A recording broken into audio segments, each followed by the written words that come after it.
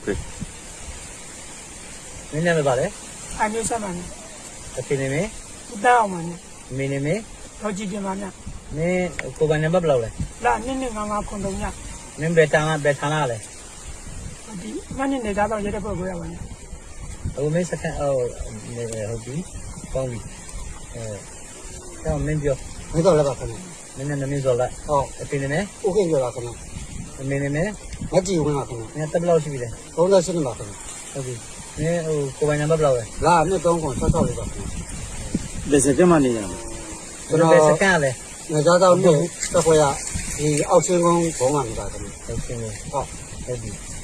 မင်းတို့စကန်မှာလူငယ်ဘယ်လောက်ရှိလဲ 66ရှိပါခင်ဗျ ဆက်ဆောမင်းတို့အဲ့စကန်မှာမင်းတို့အသုံးပြုတဲ့လက်နက်တွေတနက်တွေဘာတွေရှိတယ် G3 ရဲ့11 ဒီ3တွေရှိရလား ဟုတ် ဒီ3တွေရှိတယ် M ပြီးတော့ 11ရှိတယ် M11 အဲ့မင်းပြော ချီတီတော့ဒီ63ပြောတာပါ PH 63ဟုတ်ပြီပြီးရင်နောက်ပါရှိတယ် အမေ11ရှိပါရဲ့ M11 နောက်ပါရှိတယ် ဒီလိုရှိပါတယ် ဒီလိုရှိပါရဲ့ pistol လေး ဟုတ်ဘိုးရဲ့ဘိုးရဲ့ ဟုတ်ပြီ